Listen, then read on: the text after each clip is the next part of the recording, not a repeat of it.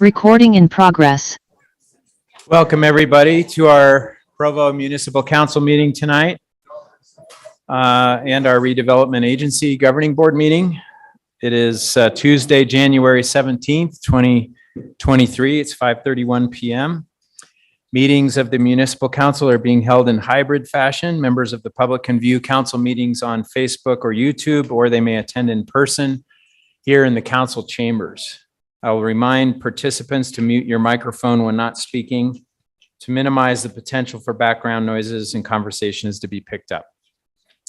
My name is George Handley, Council Chair. I'm joined on the stand by Vice Chair Council McKay, Councilor Fillmore, Councilor Ellsworth, Councilor Whipple, and Councilor Shipley. Councilor Hoban is excused. And we're also joined by Mayor Kaufusi, Chief Administrative Officer Wayne Parker, City Attorney Brian Jones, and Justin Harrison, our Executive Director. Today's prayer will be provided by Quinn Peterson, after which Councilor Fillmore will lead us in the Pledge of Allegiance.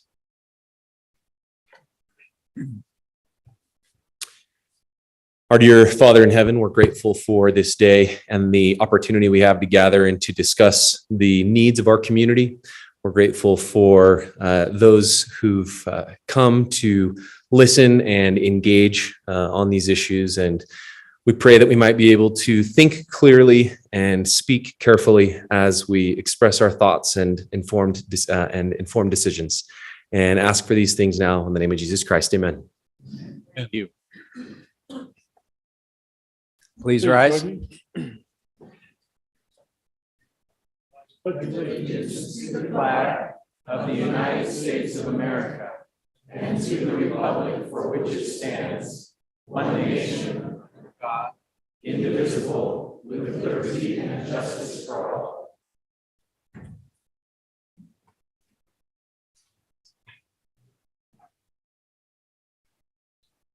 As indicated on the screen, a required public hearing will be held for certain agenda items prior to council action.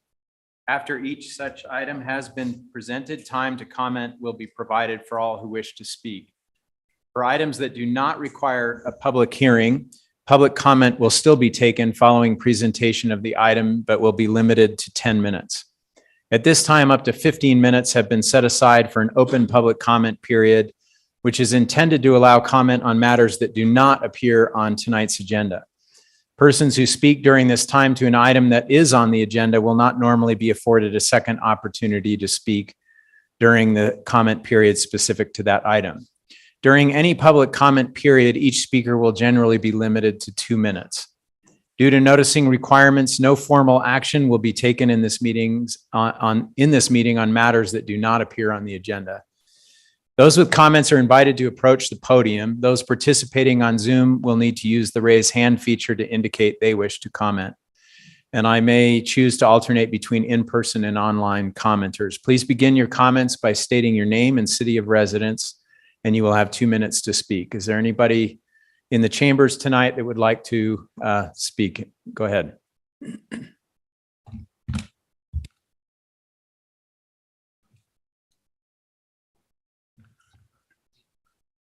Mayor and City Council persons. I am Bonnie Schiffler Olson, a longtime Provo resident and an independent peer support specialist serving our exceptional city's homeless population. I address you this evening on behalf of people I've come to call family, the unhoused. It is my concern that the ordinance defined in Chapter 9.18 of Provo City Code threatens the well-being of our most vulnerable and steps dangerously into the camp of unconstitutionality. The Eighth Amendment prohibits the government from inflicting cruel and unusual punishment on its citizens. As sleeping is an involuntary act necessary to ensure quality of life, legally preventing our unhoused from getting needed rest is no less than brutal. Although Utah is under the jurisdiction of the 13th Circuit Appellate Court, In 2018, the Ninth Circuit Court ruled that similar anti-camping ordinances in our sister states violate the civil rights of the homeless. Implementation and enforcement of Provo's camping ordinance disproportionately impacts these citizens. Rousing unhoused residents from sleeping and forcing them to relocate compromises their safety, especially in the case of the below freezing temperatures forecasted throughout the end of January. Prohibiting these persons from finding a warm place to rest when the city boasts no emergency shelter places them in danger of physical injury and encroaches on their constitutional rights. Therefore, in order to protect all of Provo's residents from unnecessary harm, I petition Mayor Kaufusi to enact her power to proclaim an emergency moratorium to our city's anti-camping ordinance until weather conditions improve. And I request that the city council take immediate action to establish an emergency shelter, a welcome home for the least of these, my brothers and sisters living on the street. Thank you. Thank you very much.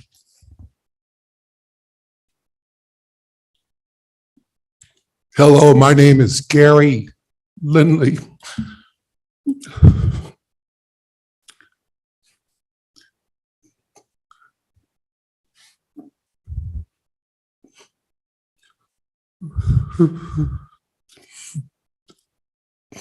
My wife and I relocated here from Kingwood, Texas, to serve people in this area.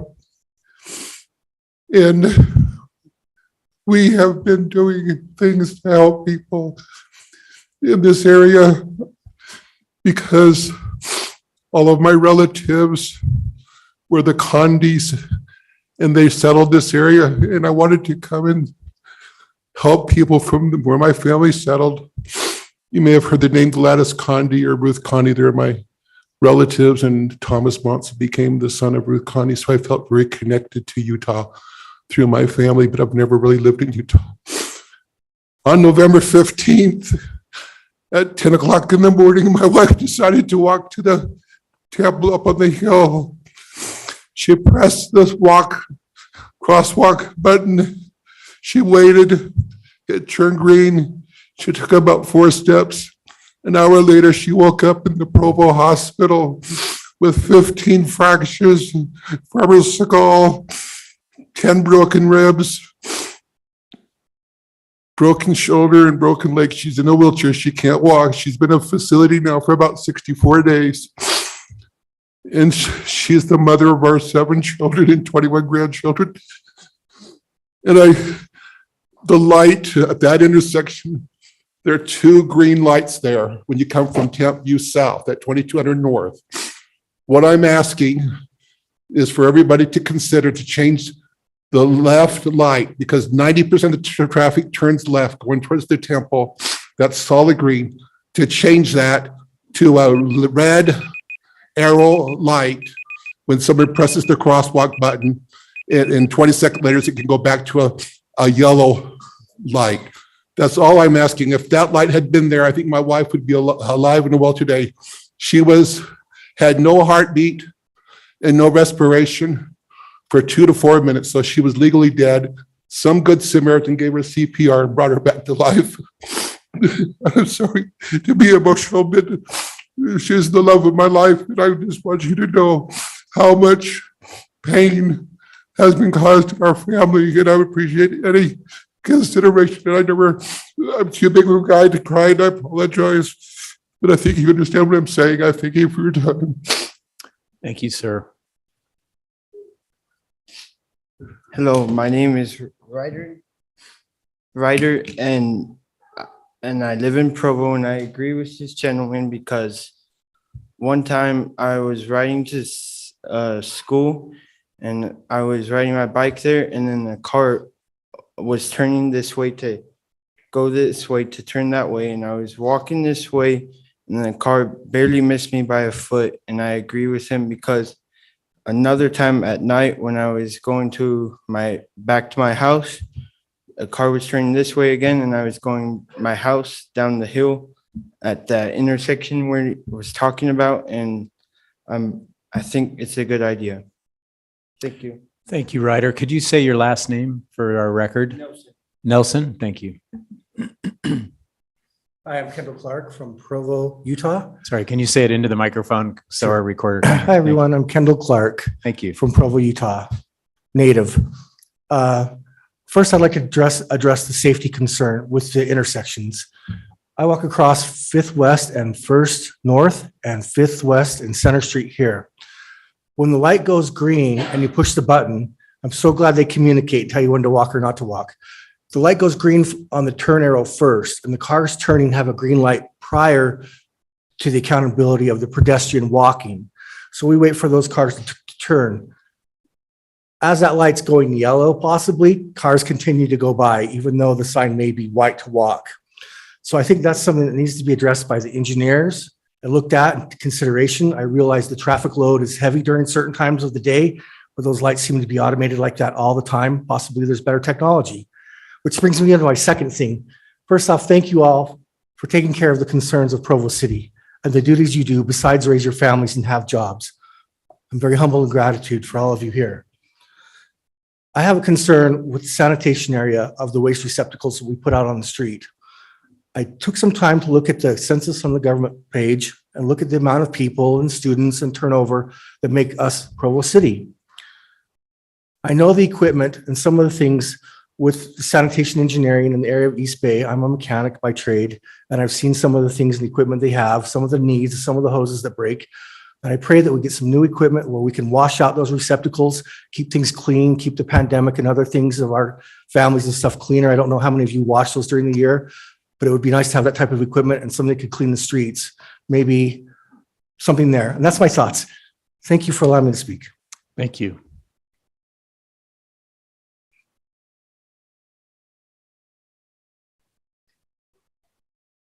Anybody else?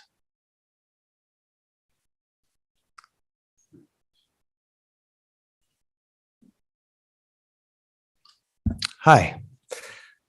My name is Kemmer Evans. I was born here in Provo. I wasn't really planning on speaking, but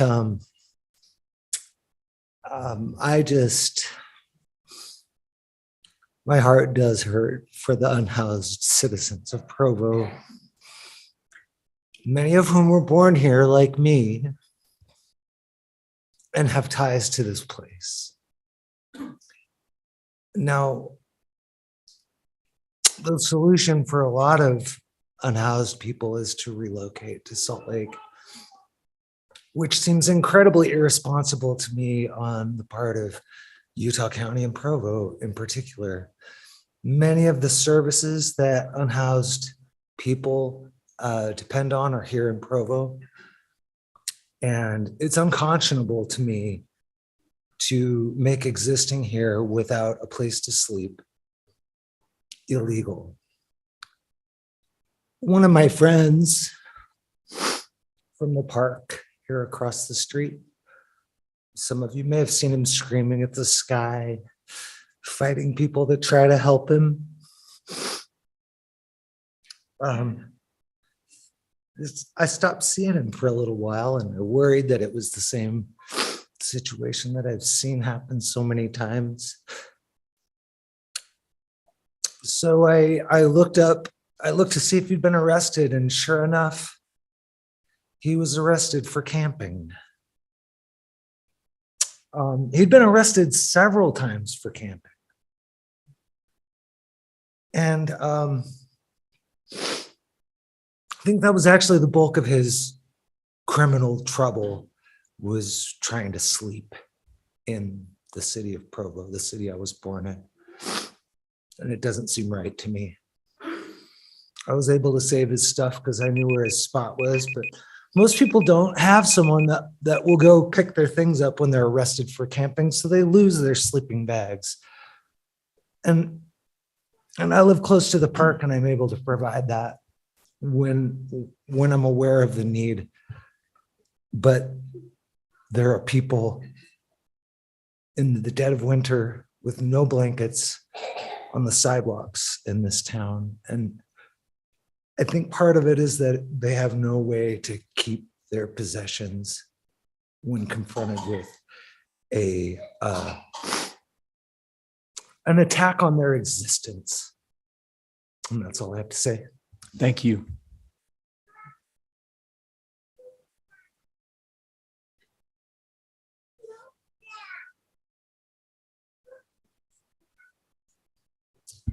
My name is Heather Holland. I'm also a longtime Provo resident. And I want to also raise my voice in support of the unhoused people here in Utah. We've had losses recently from exposure from people who just didn't have somewhere warm to be. And for me, in a city with the kind of wealth and resources that my family has enjoyed, it seems unconscionable that these people don't have emergency shelter, that they are criminalized rather than cared for. And I teach composition and research writing at Snow College. I commute down 3 days a week to do that. And at least once a year, I get a paper on homelessness, the best ways to handle those who are dealing with the problem of homelessness. And consistently, the research says it costs far less to provide housing and care for unhoused people than it costs to criminalize and otherwise take care of them.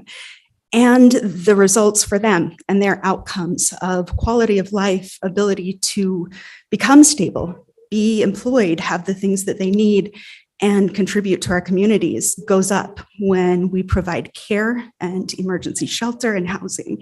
And so I would like the council to consider putting some of our money toward taking care of the unhoused, rather than continuing to put the money toward solutions and criminalization and arresting them for camping.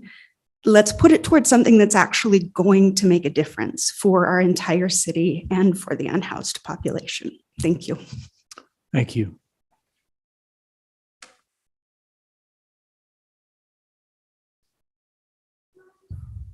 Anybody else? Please.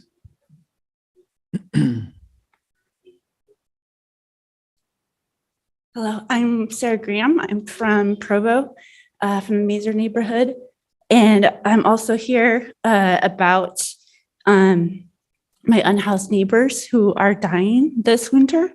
This is Edna Cox, and she passed away in our city on New Year's Day because of exposure to the cold. And her daughter, Tamu Smith, held a service here at Genesis Project last Saturday.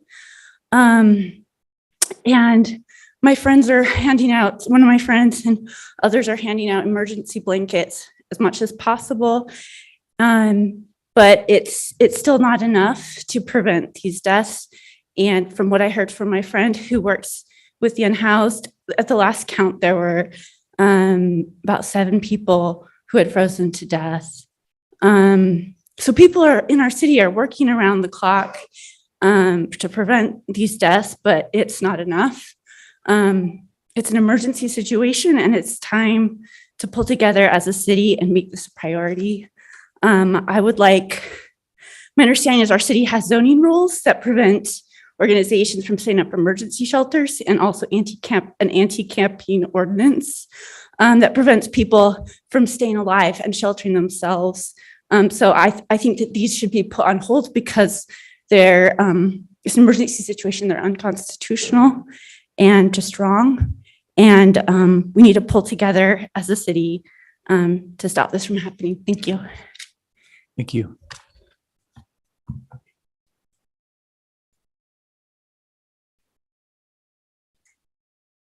All right, we'll bring it back to the council. We appreciate all of you who've voiced your concerns tonight, and we will be discussing these issues as you brought them to our attention. We appreciate that. Mr. Henley, Yes, could I have just a moment? please. Yeah. I just wanted to, for the purpose, because the public is here and listening to this, I just wanted to clarify a couple of things. So the ordinance that's been mentioned prohibits two things. It prohibits sleeping on sidewalks and in streets and in alleyways. And then in addition to that, it prohibits sleeping on public property if there is no available overnight shelter. If there is not available shelter, then the ordinance cannot be enforced. So I just wanted to clarify that that's in the ordinance. I also just, I don't know that this matters that much, but I did ask for some information from the attorney's office. It looks like the city has prosecuted that ordinance 10 times in the last 6 months. So just some information for about how the enforcement is going and what's allowed to be enforced. All right, thank you. Okay, we will move on then to our, no, not at this time, thank you. We're going to move on to item number 1 on the agenda. Mayor Michelle Kaufusi will be presenting an award of recognition to Dr. Richard or Rick Nielsen.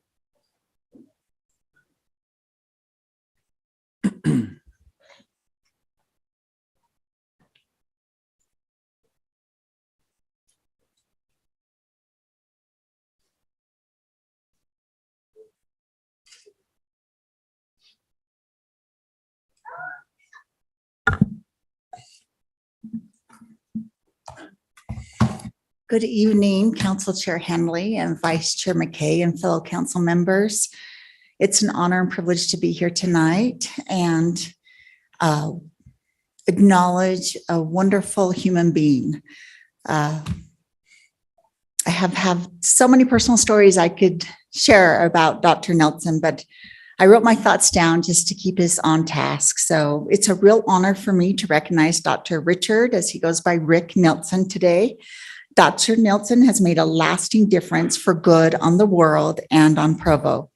He is the visionary founder of 2 major institutions of higher education in Provo, the Rocky Mountain University of Health Professions and the Nordic College of Osteopathic Medicine. Because of his vision and hard work, hundreds of students travel to Provo each year to study these programs. Some of them arrive from prestigious universities around the country. A few came from foreign countries. Here they become nurses, physical therapists, doctors, and of optometry and more.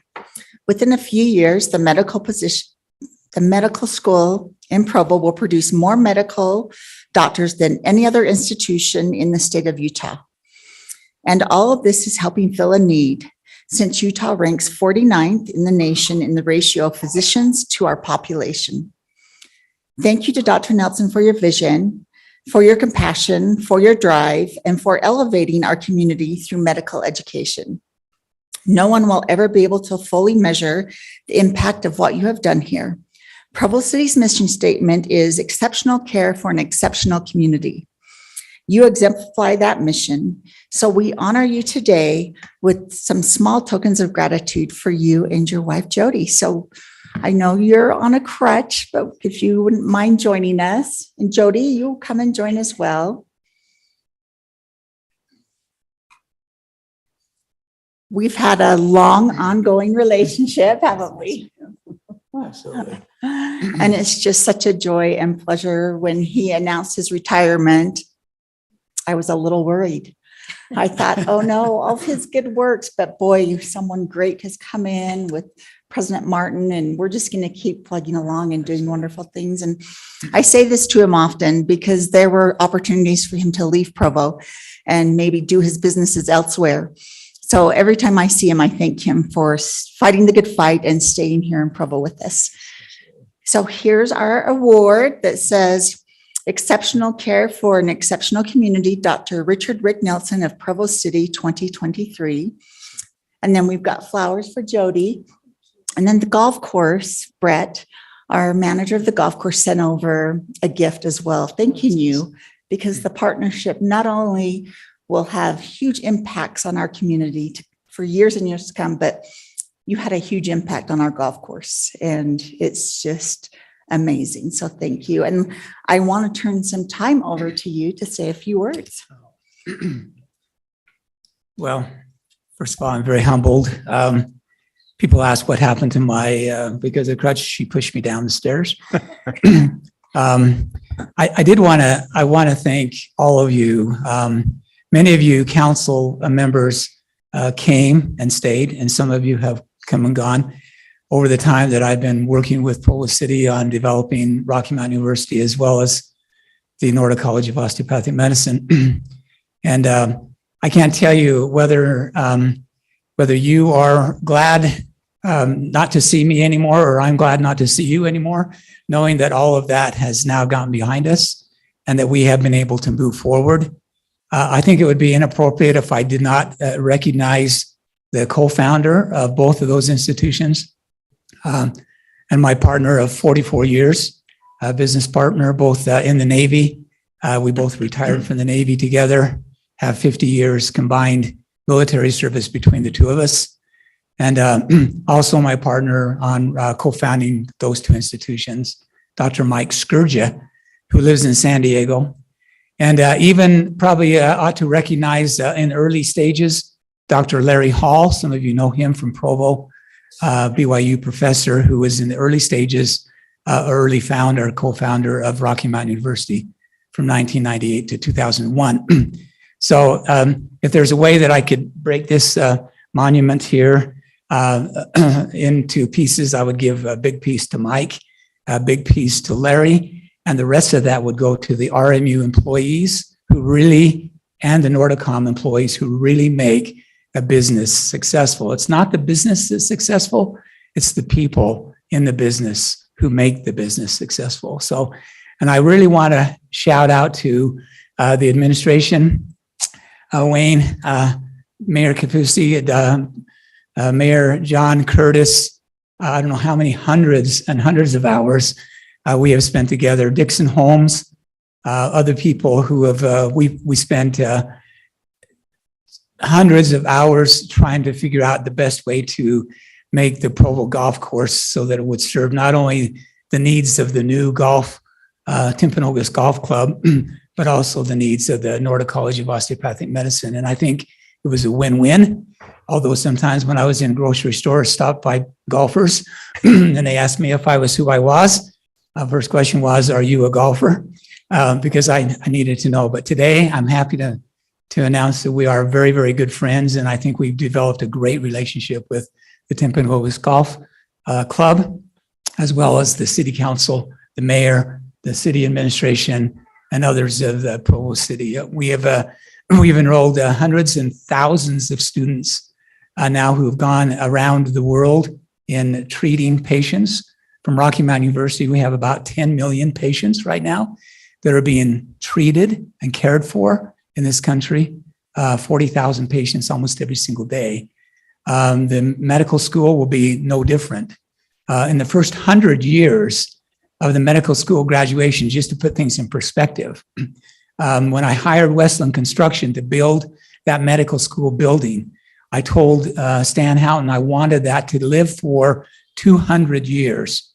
That's how long I want the construction of that to be able to stand up for. And if you think about the first 100 years of graduates of just the medical school, the number of patients that they will care for in their 40 years of career will be over 6 billion. 6 billion patients. And the common denominator of every one of those graduates of Rocky Mountain University and the Nordic College of Osteopathic Medicine is at the bottom of their diploma, it says Provo, Utah, and it always will. So thank you very much. I appreciate this honor. I'm very humbled and feel very unworthy, but I'm very appreciative. Thank you. Thank you.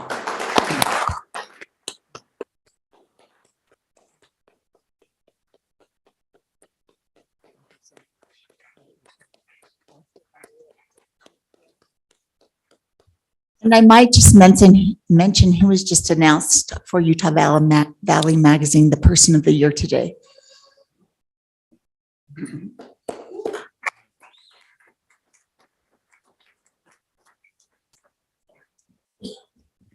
Thank you, Dr. Nielsen. I was on the council at the very beginning of my service on the council was when the golfers all came out with their pitchforks or golf clubs.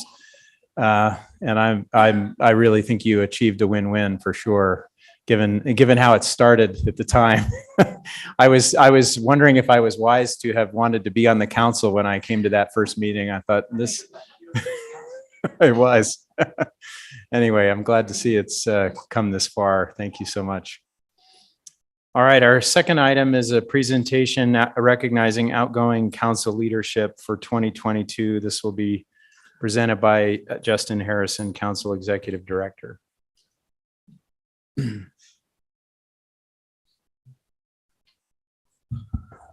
Good evening, Council. I'm sorry, before you speak, I should mention Travis Hoban is joining us on Zoom. Perfect, thank you.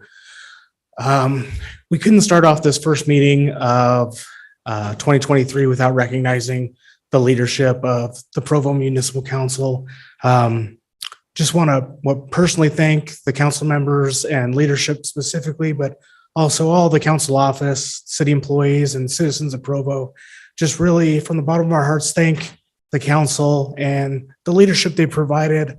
All three of the members of the leadership team, Councilmember Hoban, Councilmember Hanley, and Councilmember McKay, all stepped in and performed dutifully this year. And just want to thank you again. We've got a small token of appreciation for you, and I promise, Councilor Hoban, you won't be forgotten. We'll catch you next meeting. I know you're away for work, but we want to thank you for joining us online, and really just wanted to turn the time over to you to offer a couple of words if you'd like to.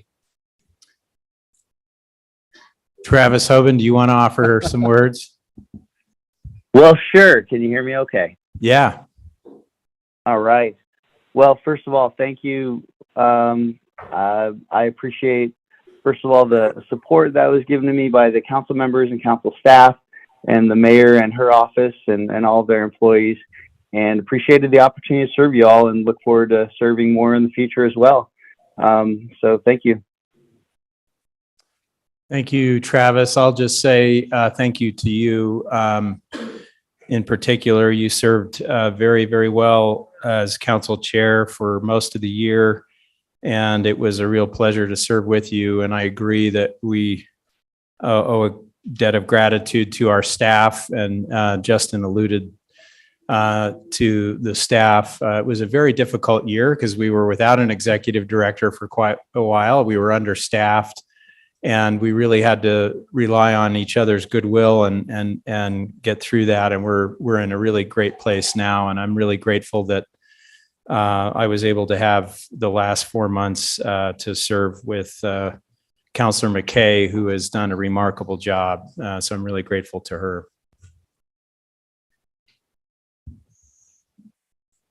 Thank you. I have loved learning from both Travis Hoban and from George Handley, and it's been wonderful to work with the staff and the administration and the city staff and learn so much more about the day-to-day issues and the bigger picture of things. And I've truly enjoyed everything that I've learned, and I've loved being mentored by both George and Travis, and we have wonderful staff, and I'm grateful for all their patience and willingness to teach.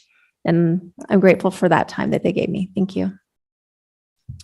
And I'll just add also to thank the administration that has worked very, very well with us as a council and council leadership for a long time. And I very much appreciate the goodwill of the administration and all of the department directors on whom we rely very much for a great deal.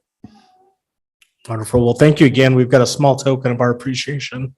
We won't make you come down and take pictures. We'll save that for next week when Councilor Hoban's with us. All right. Yeah, we'll want to embarrass him thoroughly if we can. Maybe there'll be a T-shirt or something. Oh boy. I'm just making mild, idle threats, Travis. Thank you, Justin.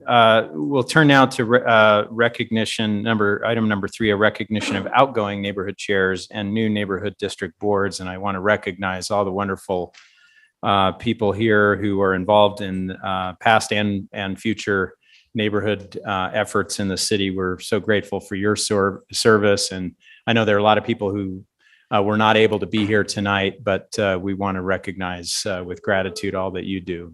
Go ahead. Ms. Breen.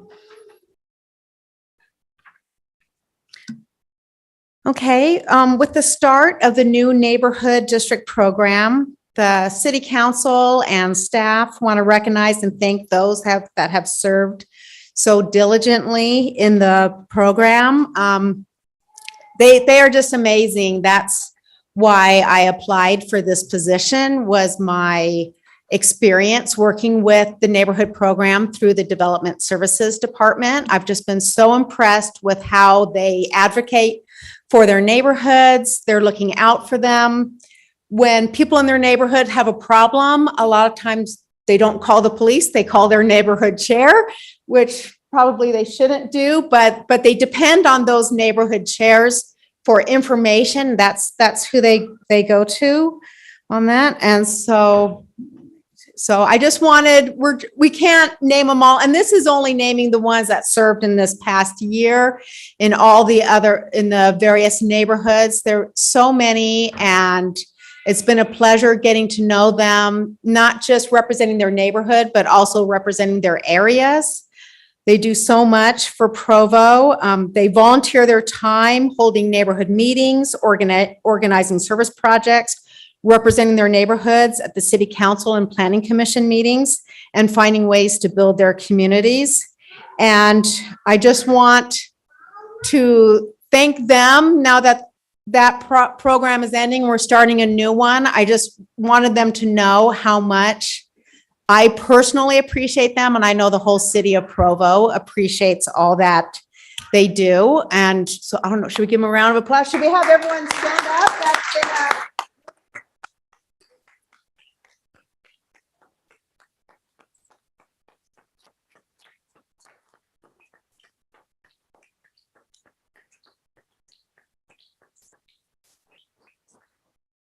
okay. And with this new program, we wanted to also welcome our brand new neighborhood district executive board members. They are very brave, and you'll notice that a lot of them are the same ones that did the neighborhood program. They love the program so much. They love their neighborhoods. They love everyone in their area, that they just wanted to participate, and they wanted to make sure that it's continuing, and it is continuing. It's just a different mechanism, and we hope that you all can be supportive of it, but we're very excited for our new, So our District 1, people representing North Timpview, River Bottom, Sherwood Hills, Riverside, Edgemont, Indian Hills, and Rock Canyon. And then we have our, going the wrong way. District 2, representing Oak Hills, Wasatch, Foothills, Provo South, and Spring Creek. And then District 3, representing Lakeview North, Lakeview South, Port Utah, Provo Bay, Sunset, and Lakewood. District 4, Grandview North and South, River Grove, North Park, Carterville, Pleasant View University. And then lastly, our District 5, representing Dixon, Temp, Franklin South, Downtown, Joaquin, Mazer, and East Bay. And so many wonderful people. And I just appreciate their willingness to serve in this new program and their dedication to the city of Provo. At this time, we are doing a recognition and a thanks. We can't, the actual formal appointment will be in 2 weeks, because according to the new code, they have to finish their training, and I haven't gotten everybody finished yet. And so that will happen in 2 weeks, the appointment. But this is our welcome and our thank you. And we would love to have a picture of the new group coming in. If they want to come, I don't know, should we do the old group coming out? Let's do the old group too. And so if I could have all the past neighborhood chairs, vice chairs, and assistant chairs, if I could have you all come up, and council will probably have you stand up, or we'll get a picture.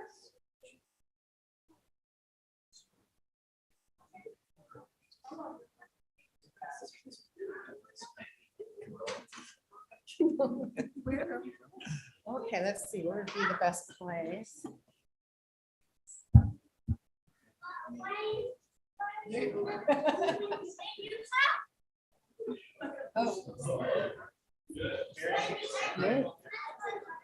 Squeeze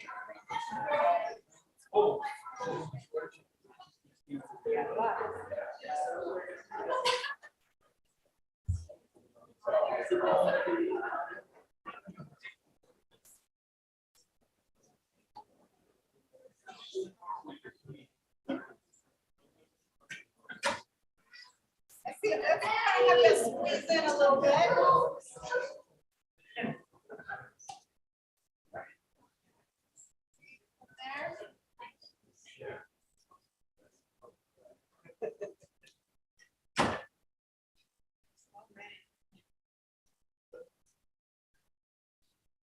Okay, can we get a big round of applause?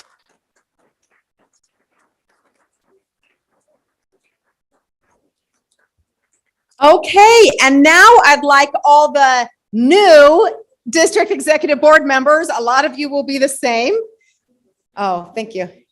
So all the new ones coming in. I know.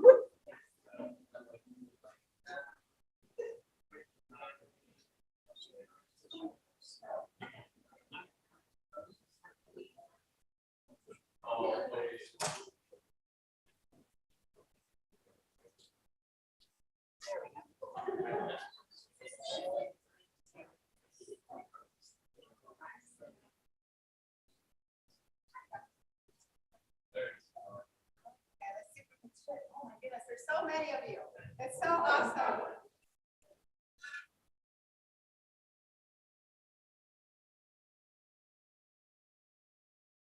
Okay, let's get a big round of applause.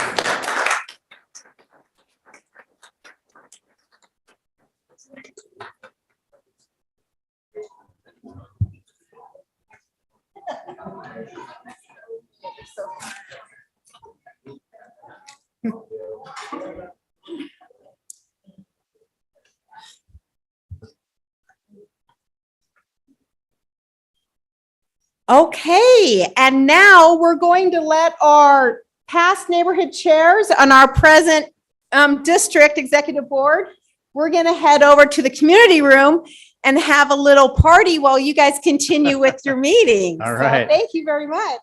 Thank you. And this week, I guess, is our first district meeting, right? Your first meeting on Thursday. Great. Thursday will be our first one. 6:30. Okay. All right, we will continue on with item number 4, which is the election of the Provo Municipal Council Chair and Vice Chair.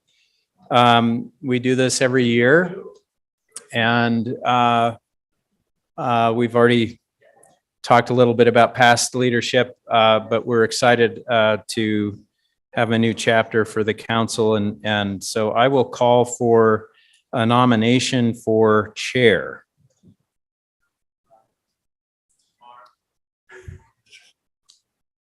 Mr. Shipley. I'm excited and grateful to nominate Catrice McKay as chair. I will second that. All right, I will call for a vote. If there's no discussion of that nomination, I will call for a vote. I'll begin with Counselor Ellsworth. Yes. I, George Hanley, will vote yes. Counselor Fillmore? Yes. Counselor Hoban? Yes. Counselor McKay? Yes. Counselor Shipley? Yes. Counselor Whipple? Yes. Okay, that is unanimous, and I will call for nominations for vice chair. I would like to nominate Rachel Whipple as vice chair. Is there a second? Second. Shannon Ellsworth seconds. Any discussion of that nomination? Any other nominations? I forgot to ask if there were any others. If not, then I will call for a vote. I will begin with myself. George Hanley will vote yes. Counselor Fillmore? Yes. Counselor Hoban? Yes. Counselor McKay? Yes. Counselor Shipley? Yes. Counselor Whipple? Yes. And Counselor Ellsworth? Yes. That again is unanimous. Now we need a resolution acknowledging the election of the chair and vice chair of the Provo Municipal Council for the calendar year 2023. Is that resolution need to be shown on the screen? Okay. I mean, you did get a preview of which names there would be earlier today. Okay, there's the resolution. So I will need to have, I just call for a vote. This is an implied motion, right? So I will call on Counselor Hoban. Yes. Counselor McKay, Yes. Counselor Shipley, Yes. Counselor Whipple, Yes. Counselor Ellsworth, Yes. Counselor Fillmore, Yes. and I, George Hanley, will vote yes. So that is also unanimous.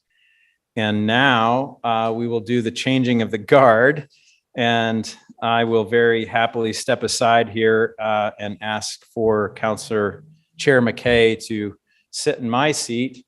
And I will move to Counselor Whipple's seat, and she will move to Counselor McKay's seat.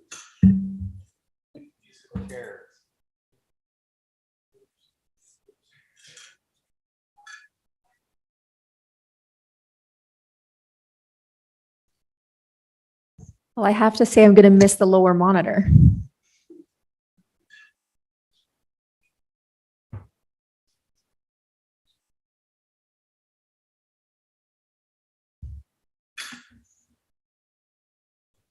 Okay, well, thank you, everyone. All right, well, we're going to move on an implied motion, a resolution acknowledging, oh, we already did that. Item number 6.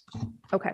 Item number 6, a resolution of the Provo City Municipal Council outlining their support for adoption of the 2002 recommendations of Utah's Uniform Building Code Commission regarding building energy efficiency. And this will be presented by Malia, our policy analyst. Malia Daly.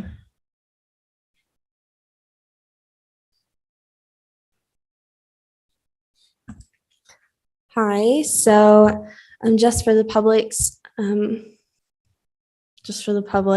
we already talked about this during work meeting. We kind of went over the background and the logistics of how this is up at the legislature and the Utah Uniform Building Code Commission, how they go about creating these code recommendations. They do so every 6 years for all of Utah's building codes, and then they recommend those to a legislative committee, and that's the Interim Business and Labor Committee. And then from there, as a committee bill, it gets presented to the legislature. So this specific resolution is supporting 3 pages within the larger document of the building code recommendations. Those 3 pages specifically, which we have attached separately on the public facing site if anyone wants to review those. Those 3 pages focus on updating energy efficiency standards within new buildings that are being built within Utah. So this was really spearheaded by Don Jarvis, the Mayor's Sustainability Coordinator, and then also Councilor Handley and Kevin Emerson from Utah Clean Energy. And so I'm going to go ahead and turn that over to Don Jarvis to let him kind of take it from here, and Councilor Handley.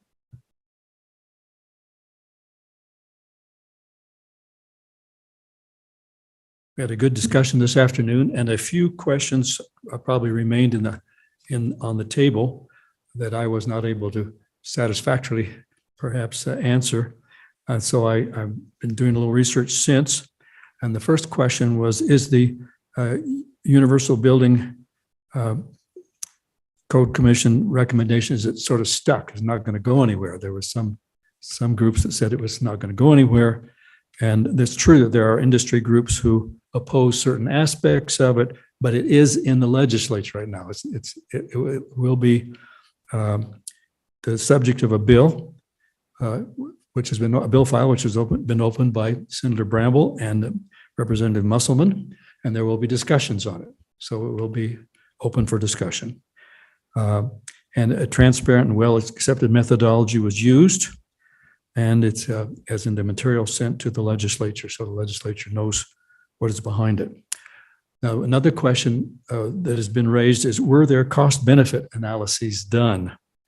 And yes, they were done. some industry groups, mainly the home builders, claim that the studies were not adequate. That's something that maybe will probably come up in the discussions when the hearings are there. But one group, it's important to mention that there's one group who are in charge of commercial buildings. Now, they do sit on the Universal Building Code Commission. They're the Building Owners and Managers Association, and they, as a rule, just accept everything that the International Committee recommends, because they have the long-term view, and they know about how much energy costs will be every month to manage the building. So they have a different business model, and they tend to be very supportive of the IACC recommendations. And it's important we're talking about the cost benefit analyses. There's some individuals that think they need to have a cost benefit analysis of every single change. That doesn't make much sense. You have to look at the whole thing together. You can't do a cost benefit analysis for one thing without doing the others. So it needs to be system wide. So there were cost benefit analyses done by the national laboratories. Pacific Northwest National Laboratories did an analysis, and that's a government funded legislature. Not a legislature, a research group, and they're well respected. They did 2 studies. Another 2 studies were done by some private energy efficient consultants. One is named Nexent. That was done in July 2021, and they concluded that the Pacific National Laboratories was a good study, and their conclusions were valid. And then there's a group called ICF, which is a nationally recognized energy efficiency consultant firm. That may be actually internationally recognized. They do consulting for Energy Star program, lots of firms, and they concluded that the National Association of Home Builders cost study is overly simplistic, uses inflated costs, and doesn't consider long-term consumer benefits. So that is perhaps an answer to Councilman McKay's question about why is there such a difference between the two. And I think one could possibly say that one group, some groups don't have any financial benefit from this passing, and the other group does. Or would have some risk by it passing. The risk for the home builders is that they have to get acquainted with new equipment. They have to train new people. And so they tend to be a little conservative about what they want to see coming down the pike as far as new regulations. So they tend to resist them. The Pacific National Laboratory and the Nexent and the ICF have no financial interest one way or the other. So I think we can say that these are not open to question. Are there other questions?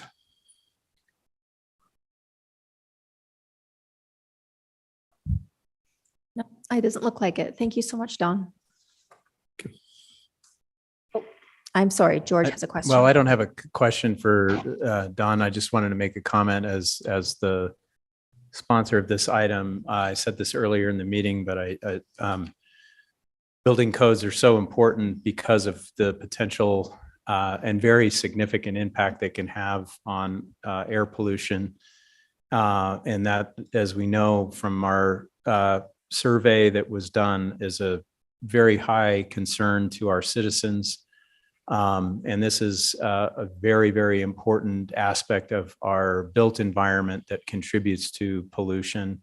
It's one tool among many to help reduce air pollution in our valley. But as I was saying earlier, because of the potential long-term impacts of decisions made now about what kinds of buildings we allow, we may not be able to reverse the consequences of a poor decision now. And so I think it's important that the state adopt aggressive standards for energy efficiency going forward. And I appreciate the potential support that I'm asking for from my fellow counselors on this. I think it's important enough that I thought I would bring it to the council and hopefully send a strong message of support to the state legislature. So I hope for your support. Thank you, George. We will open this now up. Thank you, Dawn. But we'll now open this up for public comment.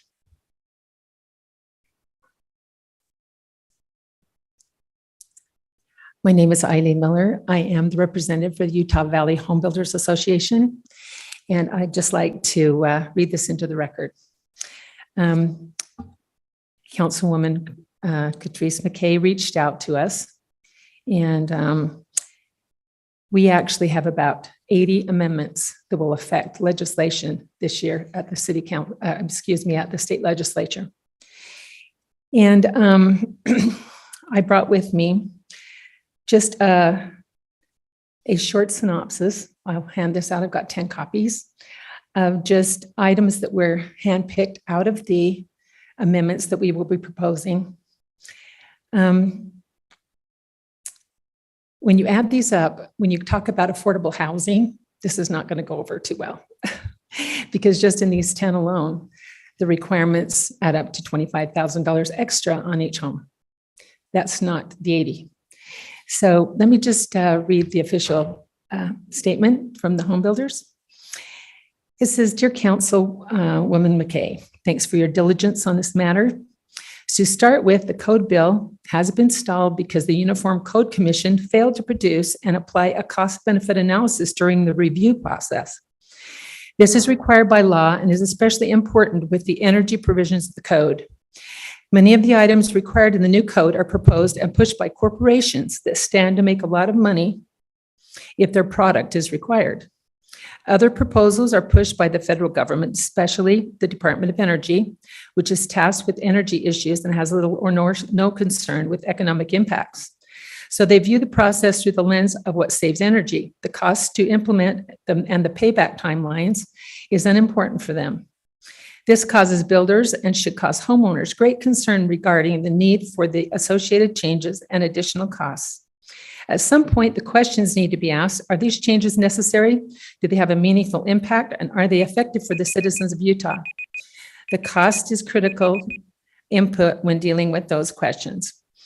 So this letter goes on to state the different studies that have been done by the different, he mentioned a couple of them, but of course there's a rebuttal, and I have the documents here if you'd like to look at them. So basically- You're welcome to hand those out, Eileen. Am I? The time is Okay. up. Yep. And just to make one more little motion, or not motion, that the cost benefit of this one is as a 118-year payback. So, and another one has a 120-year payback, 22-year payback. So anyway, you're welcome to, I'll hand these to the gentleman and he can pass those out. Thank you. Anyone else for public comment? Okay, we'll now turn this over to a council discussion.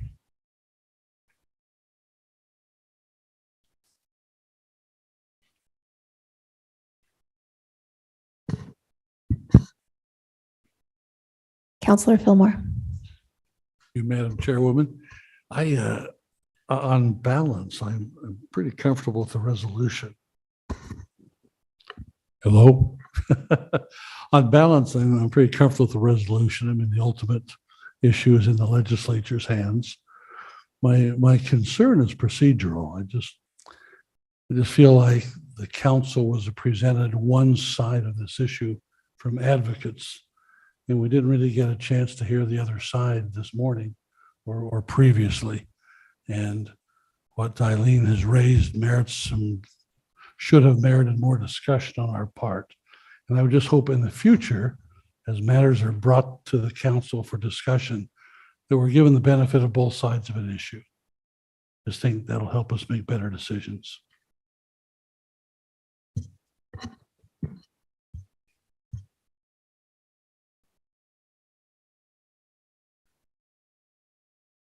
I know one thing I was thinking, we haven't heard from our own development services that has a lot to do with, I assume that they're going to be dealing with this new change, or if it goes through. So I would love to hear from Bel Pepperoni if he doesn't mind.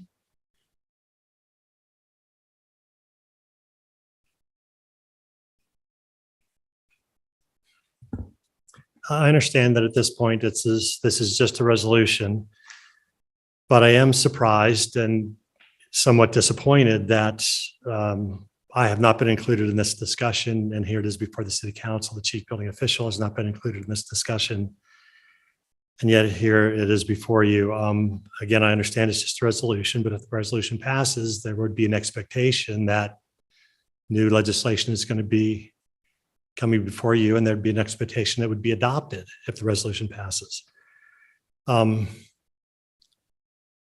Yeah, I just would have liked to have the opportunity to review the documents and give input before it got to this position. That's all I have. May I ask Ms. Pepperoni a question? Go ahead. Do you have any specific concerns about the legislative proposal? Well, for example, I'm not even sure if all we're talking about is those that relate to energy efficiency, or if you're talking about adopting the entire 2021 code. If you're talking about adopting the 2021 IBC, there's going to be a fee schedule in that. And I'd be concerned if that fee schedule is going to be increased from where we are today. I would be concerned about that increased cost. I just met with staff members today of several departments where we were looking down all of our impact fees and talking about, the burden that creates on the development community and on property owners. So that would be my first question right off the bat, was not even in terms of increased construction costs. The first question would be increased fee amount, increased building permit fees and those types of things.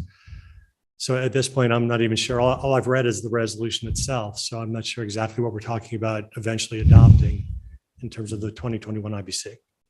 Do you have any particular concerns about the housing affordability issue, the impact this might have on that other primary goal of our new general plan?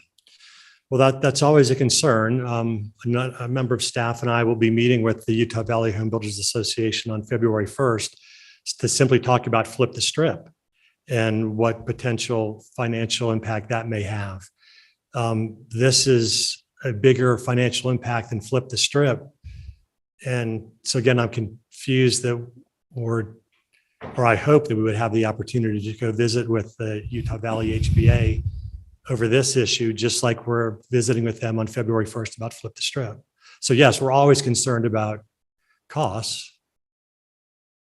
Sometimes the costs are very much worth the benefits we receive. That's certainly the case, but costs are always a concern. Okay, thank you.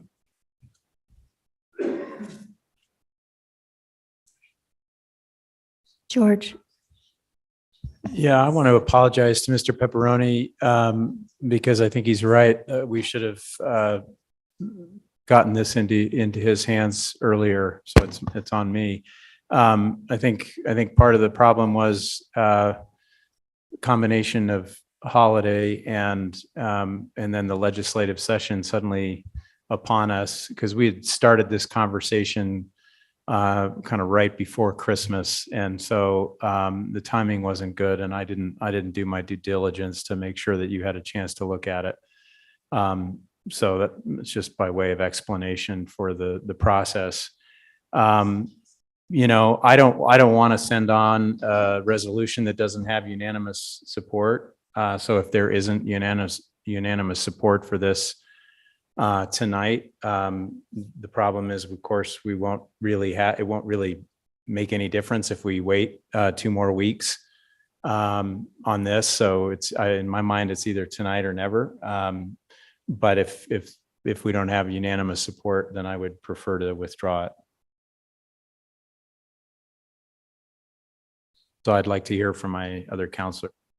When you say unanimous support, do you mean from all counselors plus the administration or just counselors? This is not a joint resolution, so this is just us, the 7 of us. So I can speak for myself. I think at the bottom, and if you'll just scroll down to see what it says at the very bottom of it, which is kind of the meat of the message that we're sending, I think it's gone.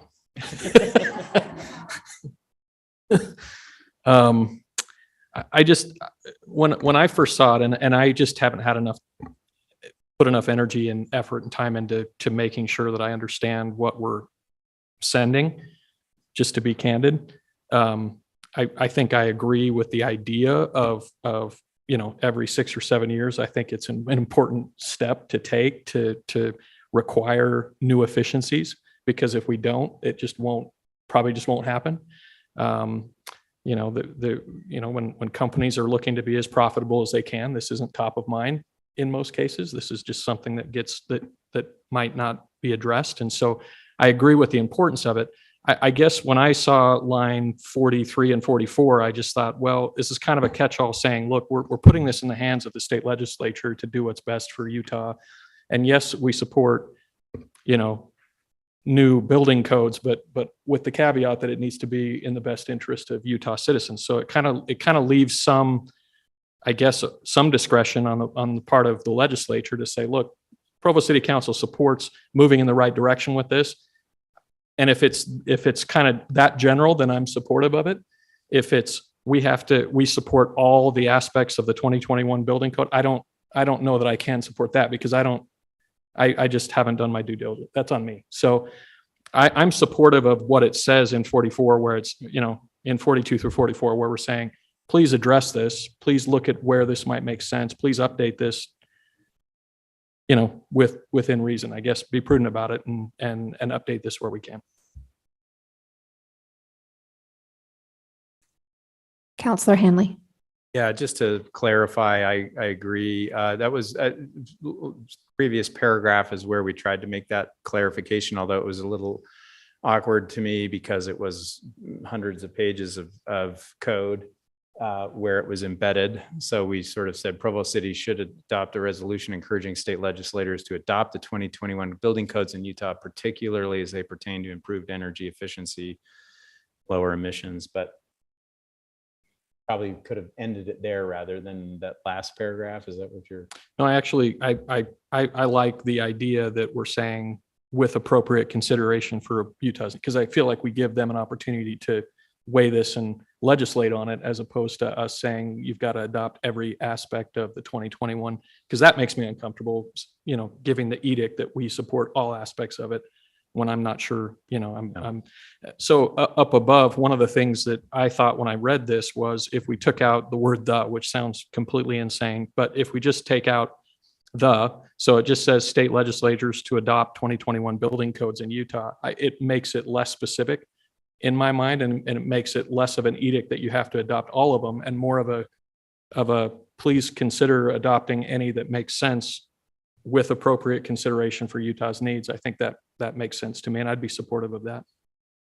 I would certainly be okay with that.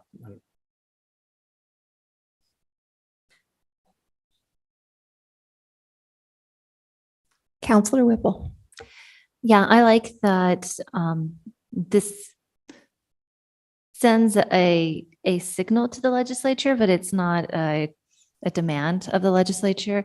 And I also like that part of the signal is that we recognize that energy efficiency and emissions are relevant to Utah needs. And so we're saying, look at this as you're deciding which parts of this 2021 code to adopt. This is not binding the legislature in any way.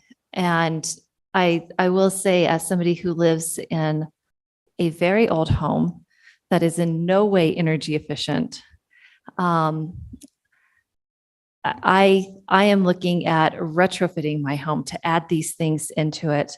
And I know that for people who are looking at buying homes, this is an upgrade for a lot of them, and they appreciate that. And it's especially good for our population who is renting these homes, because the operational cost of the home is better, and they can have, a a warmer home for less utilities and things like that. So it can make the quality of life inside the homes better. And I do appreciate this list of potential price increases from the home builders. I will note that you wouldn't add all of these on to one home. You wouldn't do air sealing climate zone 5 and air sealing climate zone 3. But I know construction prices are going up, and I think they're going to go up whether or not you choose efficient standards for your home. So this is the kind of investment for the future that is good. And I'm supportive of this, both as a signaling and still allowing latitude.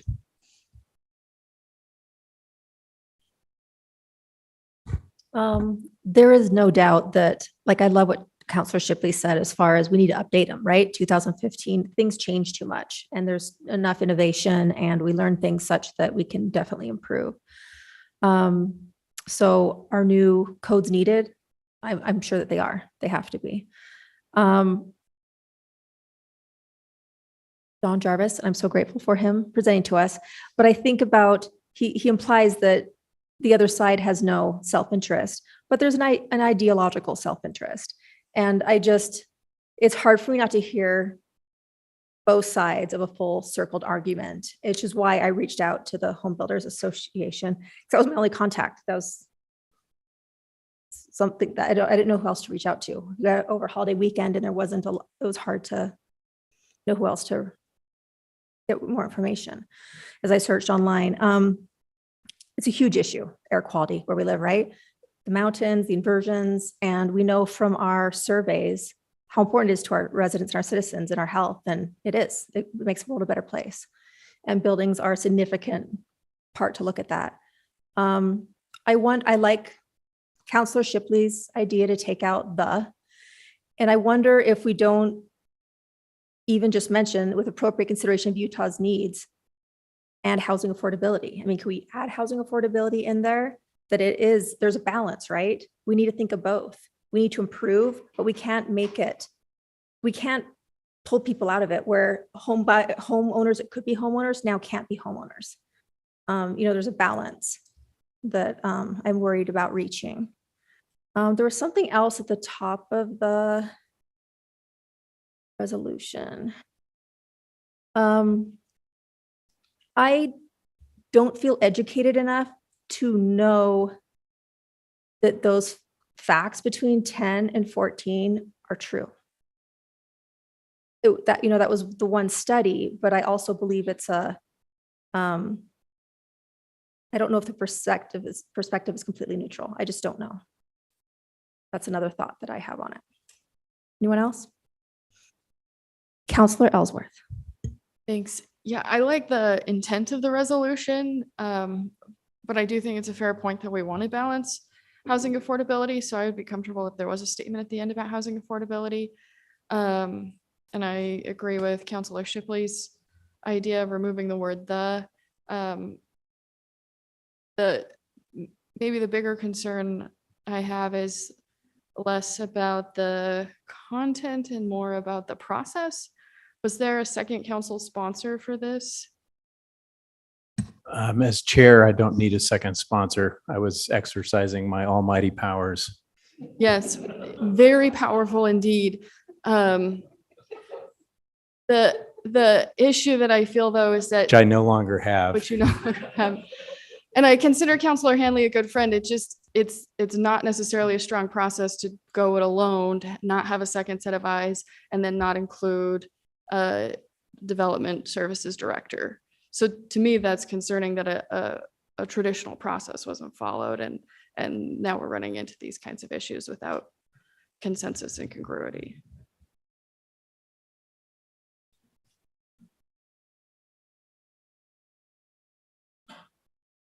Councilor Fillmore. I would just say that as a general rule, I'm always inclined to support Councilor Handley. His intentions are always good. Yeah, it's hard to argue against energy efficiency. or clean air. My concern is purely process at this point. The last recital says something to the effect of, after having considered the facts, and we really haven't had a chance to consider the facts. So I kind of hate to go on record stating that we considered all the facts when we didn't, but I'm even more concerned, I guess, that Mr. Pepperoni was not consulted on this. That doesn't make any sense to me in terms of good process. And so some suggestions have been made to alter the language. I would suggest something that strips out after considering all the facts, but more importantly, I would think that, I don't think there's any harm in waiting 2 weeks and giving Mr. Pepperoni's office a chance to review this and come back with their own recommendation for us. Then I think it would be more of a well-considered resolution. I don't know if you'd have objections to that or not, Mr. Henry. Well, I feel like everybody's trying to be very nice when I really kind of blew it on the process. And I appreciate how nice everyone's trying to be. But I do think 2 weeks is going to be too late. So, and I don't want to force anyone's hand on doing something that feels uncomfortable. So I'm sort of inclined to withdraw the resolution and leave it up to us to write our state legislatures. And I certainly hope the Utah Valley Home Builders Association is committed to helping our air pollution. So, okay, good. That's very important to me. But unless people feel strongly that with a couple of these possible amendments, it sits better for you, but I'm not hearing that it really sits well. Councillor Hoban would like to speak. Go ahead, Councillor Hoban. Appreciate George's efforts on this. I'll be short and just say I think feels a little uncomfortable with the process. I feel a little uncomfortable with the process, and so maybe doing what he suggested and writing our legislators individually or something like that might be more appropriate. Thank you. Anyone else before we?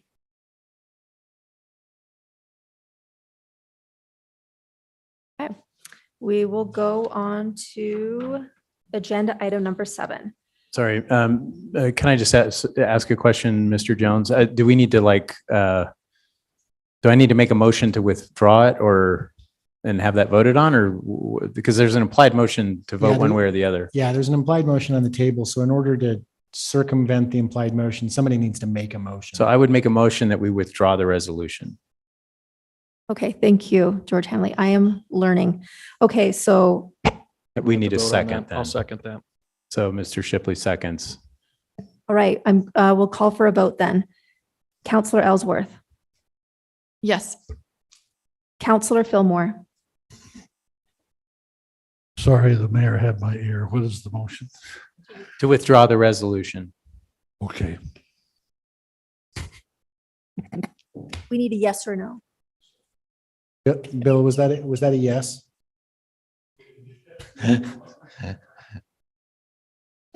Okay, say it in the mic.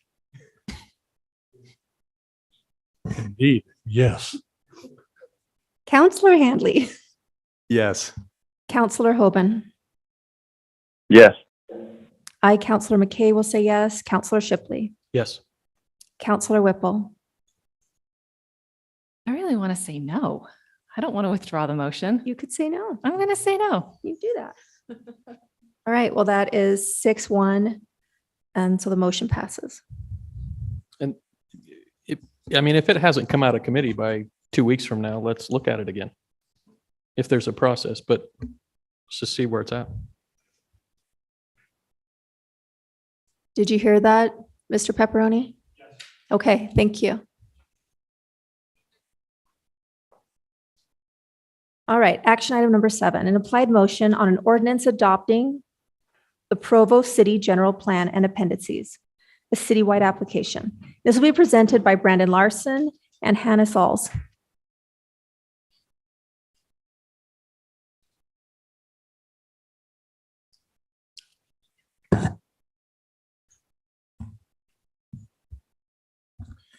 All right. Thank you, council, for letting me come before you tonight to talk about the general plan.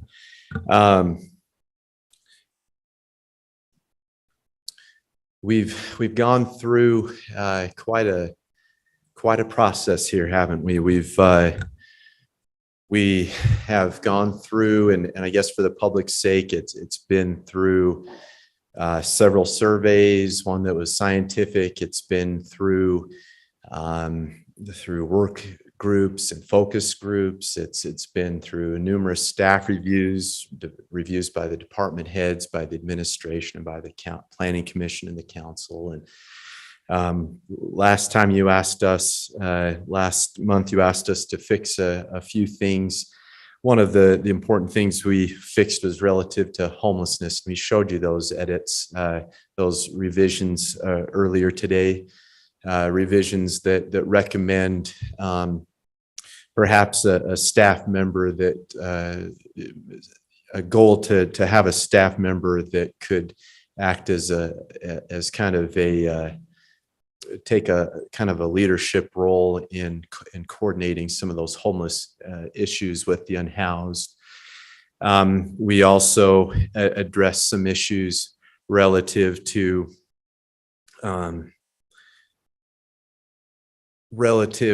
transportation and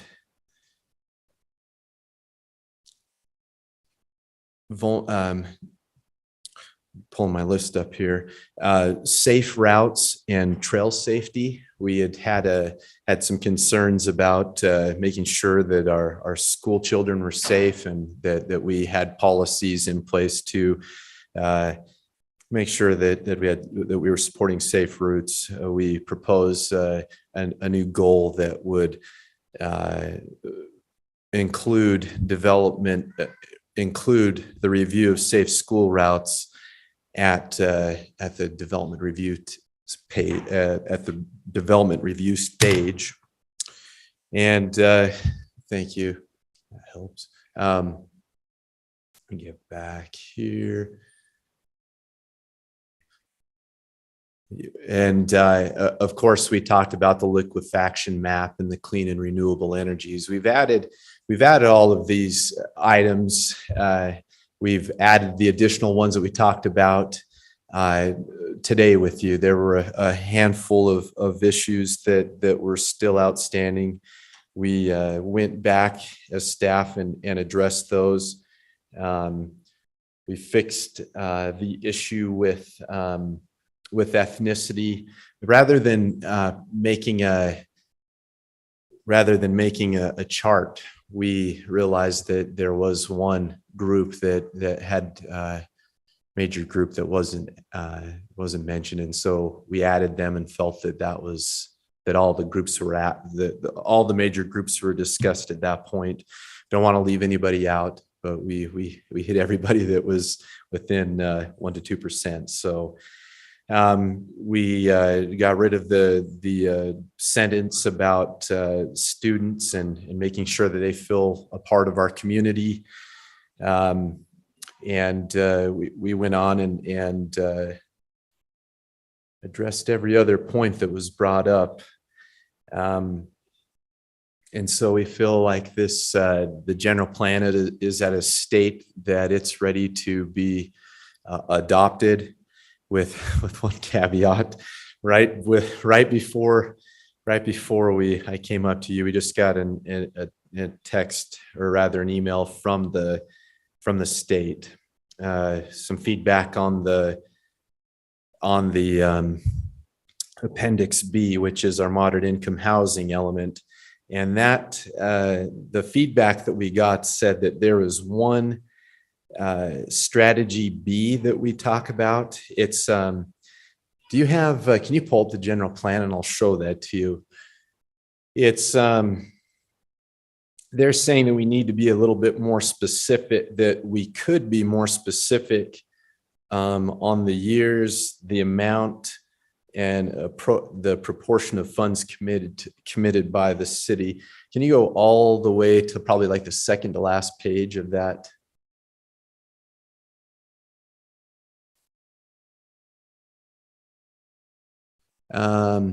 Go go up to B. That let's see, one more.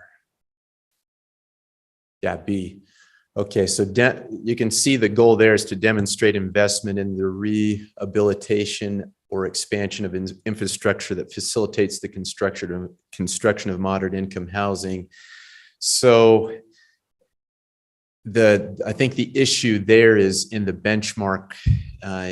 You can read it there, and it might go on to the next page, but it says Provo is a funding partner on a pedestrian bridge and on the front runner station that is currently under construction. Provo has committed funding to, if you can go to the next page, to increase active transportation to and from the front runner station. So the feedback we got from the state is it said the city could be more specific on this strategy B by stating the years, the amount or proportion of funds committed by the city.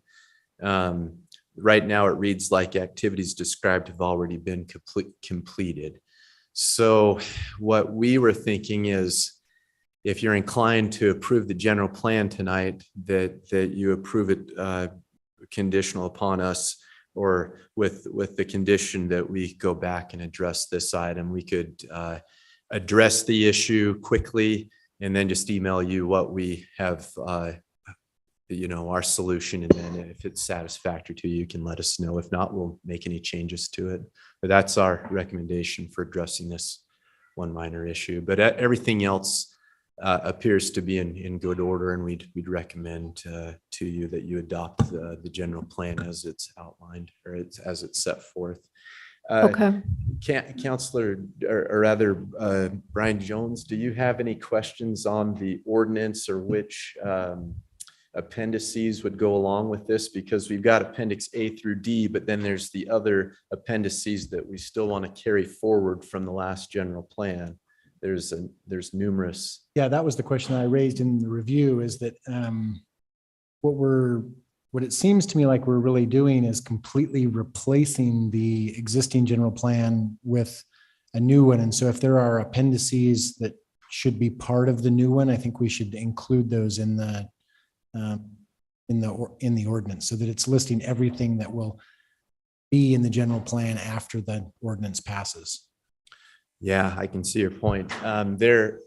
I think we were talking as staff back there, and there are four current appendices that we don't think should be carried forward. The rest should.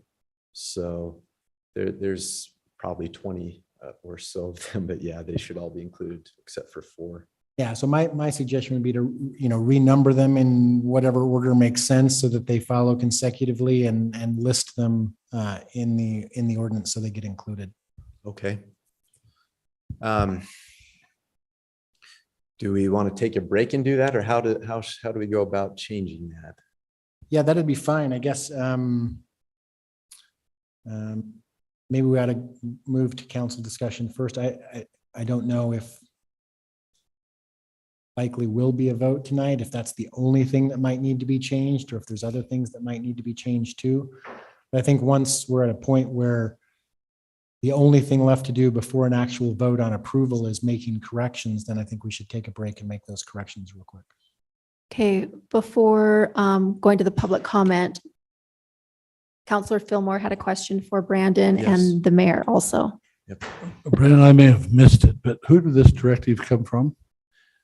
This came from Alyssa Gamble from the state of Utah. She's been the staff member at the state who we've been coordinating, who's done some initial reviews of our moderate income housing element. So is she anticipating some legislative initiative for this session, or is this her interpretation of the current law? This is her interpretation of the current law. Because it sounds to me like she's asking us with a general plan, which is supposed to be general and aspirational, to do something very prescriptive. Yeah. It doesn't jive with a general plan in my mind. Is the state law that she is interpreting equally prescriptive, that you feel obligated to do this, to be in full compliance with the state law? I don't have it in front of me, but they have been very letter of the law on their reviews, very letter of the law. And it surprised us how letter of the law. So- Okay, well, but presumably she understands what a general plan is. Right. And even if we put some kind of language in the plan along these lines, it's still a general plan. Right. It's not a prescriptive ordinance saying thou shalt.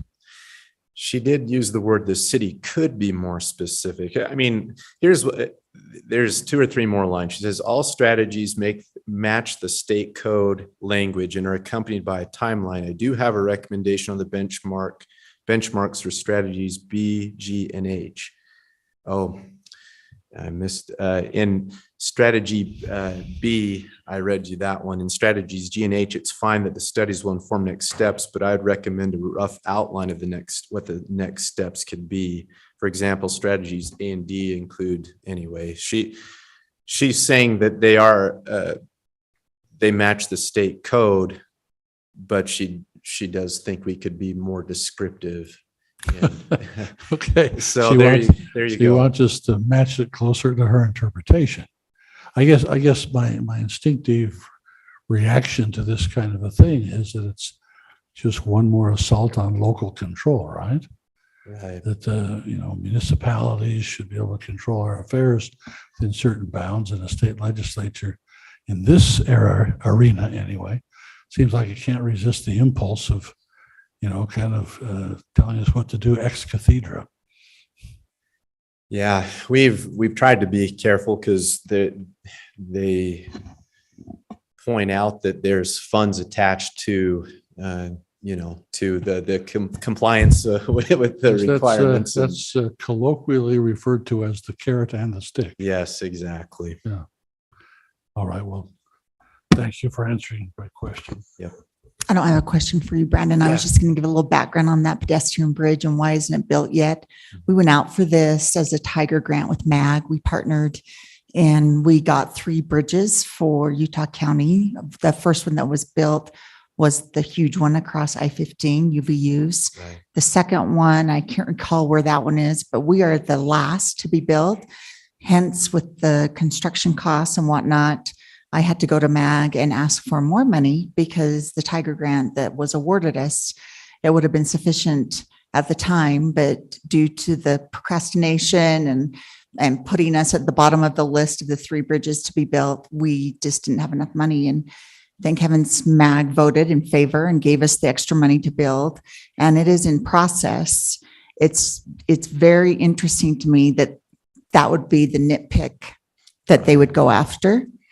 And again, local control is key here. And this is just another tick of taking our local control away. So I don't know if I would be as reactive to this. I feel like the quicker I maybe would have Brian read that and see if we have to be as nitpicky. If not, the quicker we put this general plan voted in, the less damage they can do to it. But the longer we leave it out there, the more they can keep picking at it. Thank you, Mayor. That is wonderful news on that bridge. I'm very excited about that bridge. Okay, we'll open this up. Did anyone else have a question for Brandon before we let him go? All right, thank you, Brandon. We will open this up for public comment.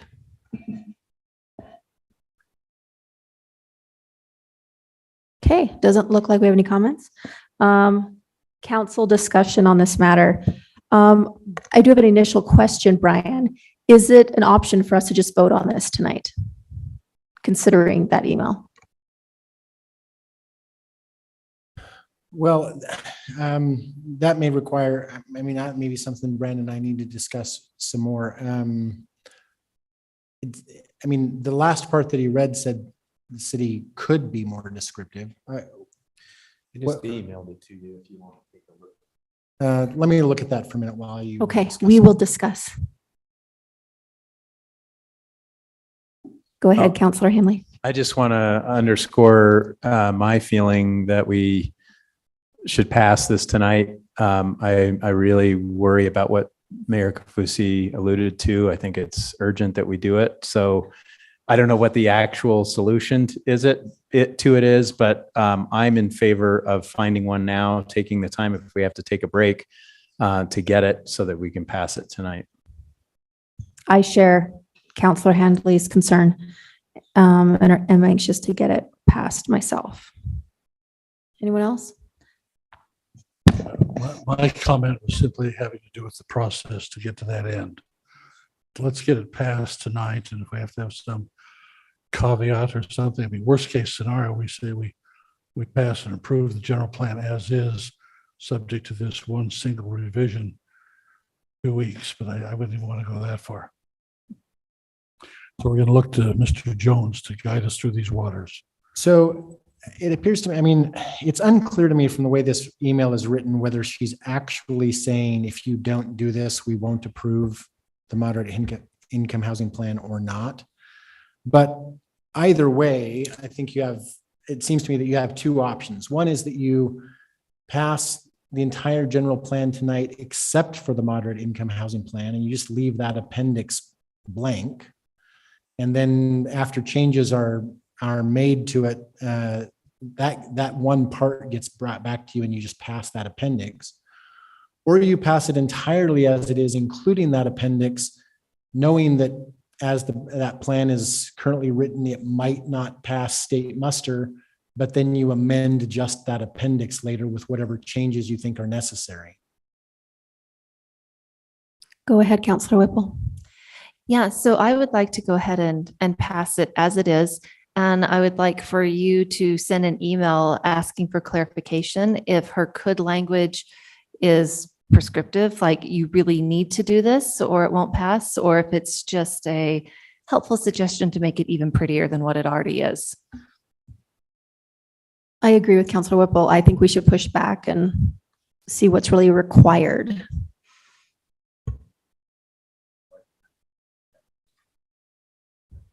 Okay, so I'd like to make a motion. Anyone else want to talk? I'll make a motion that we pass. Oh, so I don't have to say anything? I don't have to say anything. I just think it's important that Counselor Handley does this vote. This was a big one for him. He was very excited about it. And I want you to call the vote. I'll call for the vote. Okay, so, but we did have one potential correction that we were looking at though, right? So I think what we need is a motion, assuming that I'm correctly interpreting the intent, I think what we need is a motion to amend the ordinance to include a list of all the appendices that will be part of the general plan. Assuming that motion then passes, then we need a short break. I'm already working on the exhibit. I think it'll just take a few minutes, but I'm just going to add the list of appendices to an exhibit. And then once I have that in there, so we'll take a short recess while I finish that exhibit, and then you can vote on the implied motion regarding the amended ordinance. That would be my suggestion. So right now, I would be looking for someone to make a motion to amend the ordinance to include all the appendices. Okay, I'm going to make a motion that we amend the ordinance to include all the appendices. Do I have a second? And that, Thank you, Counselor Fillmore.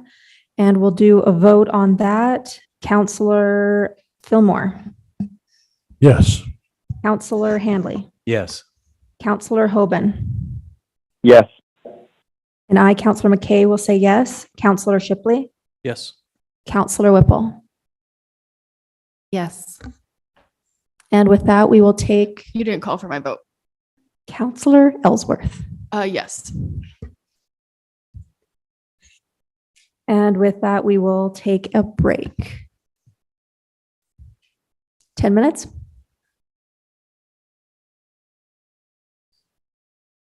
And I would say, well, now that we're already off the record, if you wanted to, you could recess as the council and reconvene as the RDA and vote on RDA chair and come back. But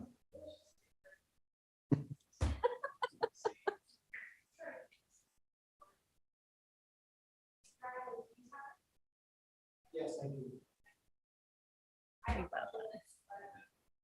Okay, yeah.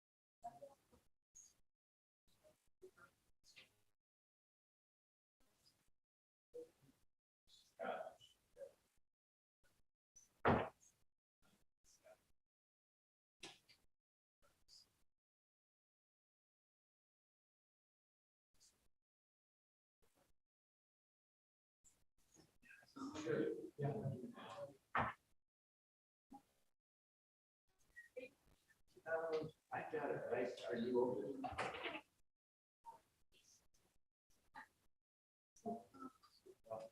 If you've got it open, just because aren't you just going to copy and paste and take them?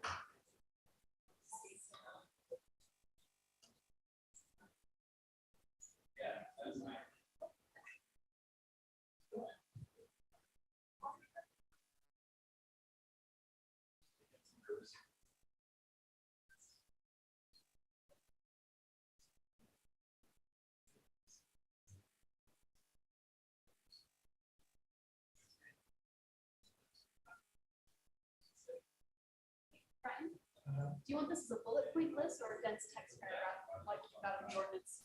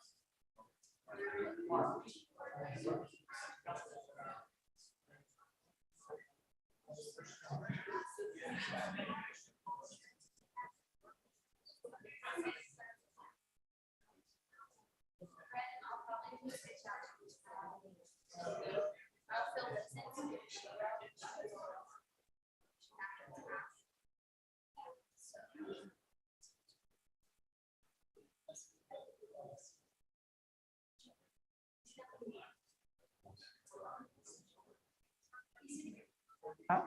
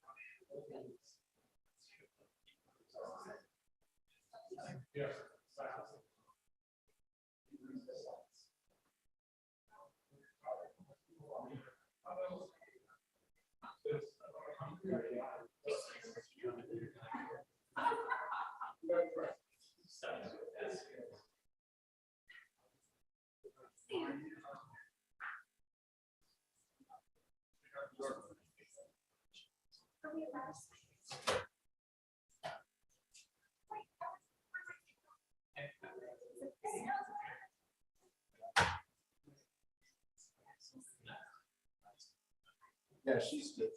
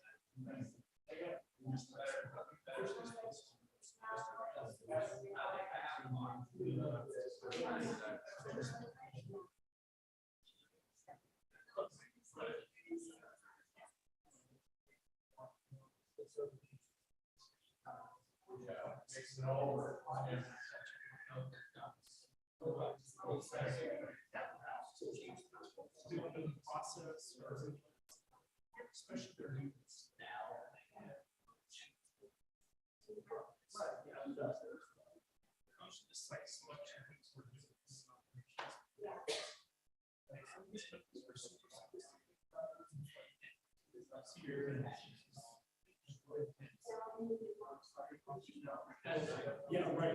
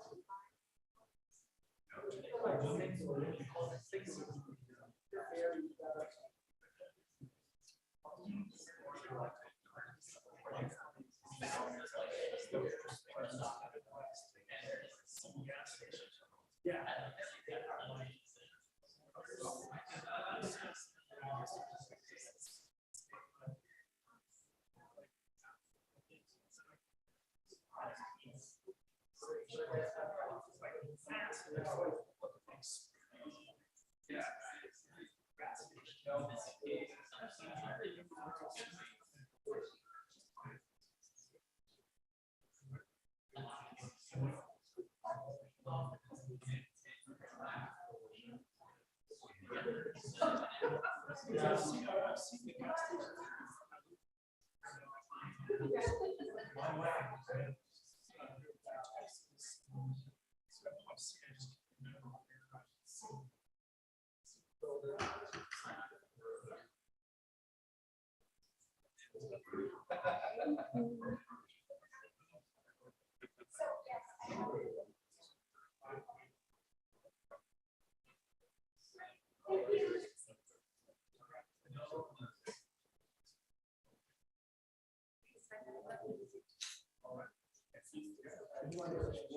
Shannon and Rachel, we're ready to start.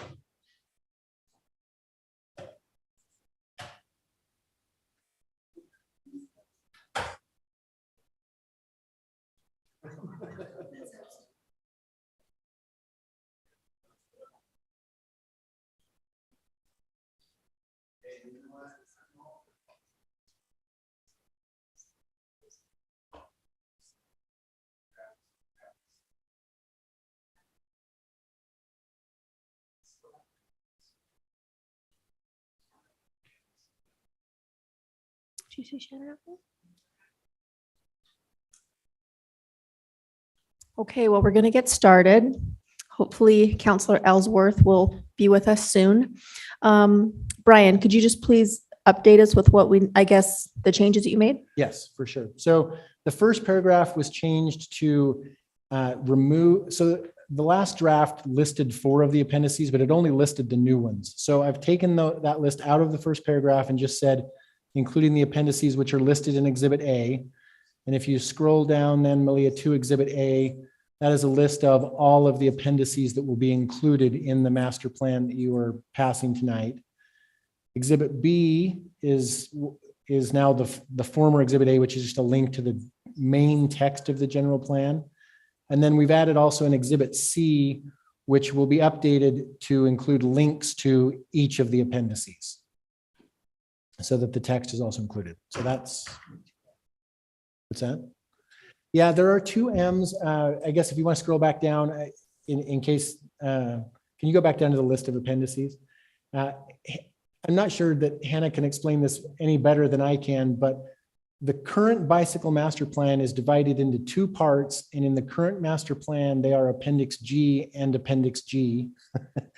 And so in the new one, we labeled them M and M, just to keep the same convention. We're happy to change that, but that was just, we just copied how it was done previously. Okay, thank you. MN, okay. Oh, well, was that intentional?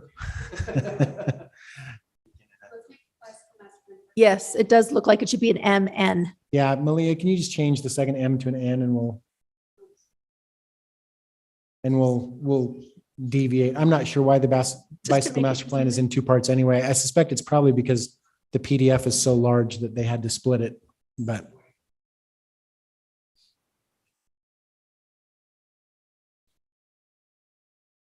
Okay, well, do we need to do anything else, Brian, before we take a vote? And we need to recognize that Counselor Ellsworth is with us again. I have a quick question. So if we Yes. scroll to the top of it, the very, very top of the ordinance, should it be 23? Okay. Yes, good catch. And Chair McKay, no, that you don't need to do anything else at this point. There was already a motion passed asking for these changes to be made. So now this is the ordinance as amended by that motion, and you can just vote on the implied motion if there's no Okay, further great. discussion. Counselor Handley will do the votes. Yes. I'm running the vote? Oh, just to give me the pleasure of it? Yeah, Oh, this is a okay. big one. You've All been right, waiting for this. Thank you. That was nice of you.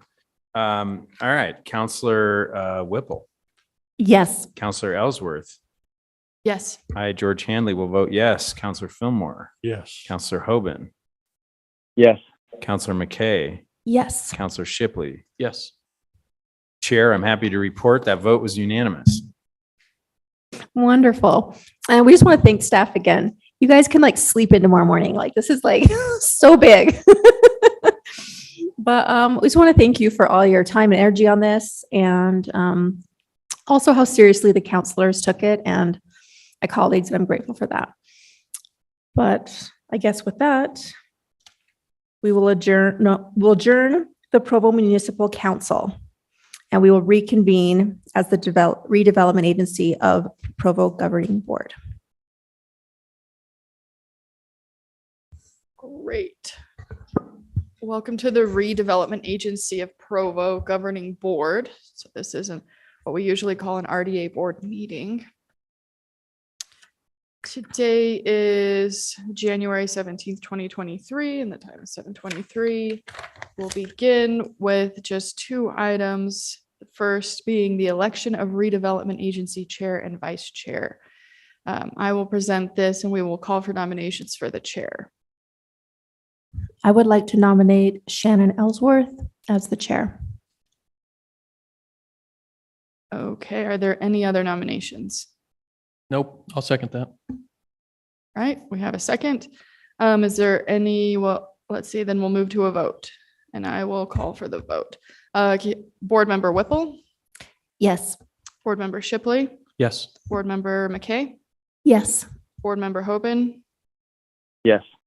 Board Member Fillmore? Yes. Board Member Handley? Yes. And I will vote yes. So that was a unanimous vote.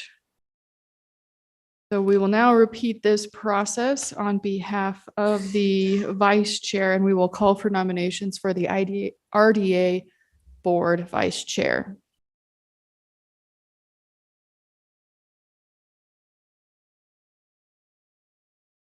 Councilor Shipley, you better nominate me before I nominate you. I'm on it. Sorry.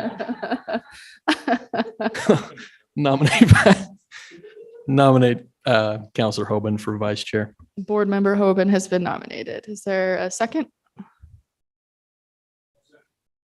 Excellent, thank you. If there's no other nominations, we will proceed to a vote. We will start with Board Member Shipley, Yes. Board Member McKay, Yes. Board Member Whipple, Yes. Board Member Hoban, Yes. Board Member Fillmore, Yes. Board Member Handley, Yes. and I will vote yes. So that is a unanimous vote for vice chair. Thanks, Travis. Thank you, Travis. The last item is a resolution acknowledging the appointment of the chair and the vice chair of the Redevelopment Agency of Provo City for the calendar year of 2023. So is that prepared?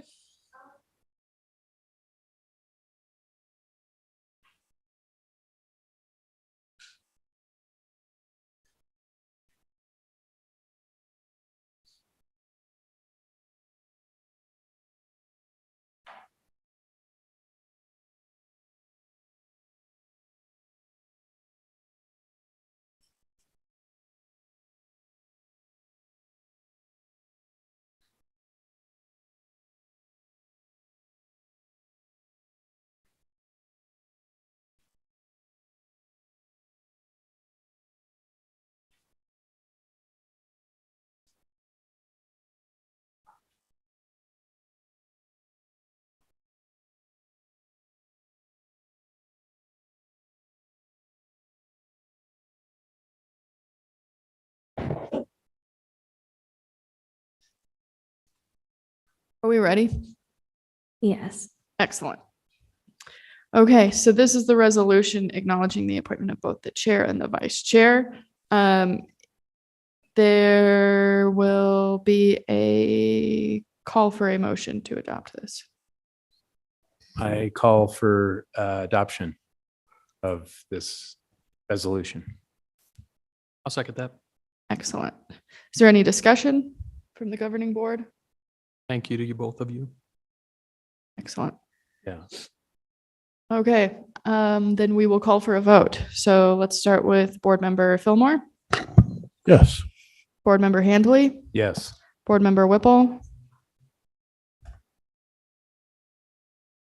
Board Member Whipple, I'm sorry, I was getting whispered too. I vote yes. okay. Board Member Hoban, Yes. Board Member McKay, Yes. Board Member Shipley, Yes. and I will vote yes. So that passes unanimously. If there is no objection, we will adjourn the Redevelopment Agency of Provo by unanimous consent. And board members, you will want to turn off your mic and speak up if you object. Excellent. It was a great evening.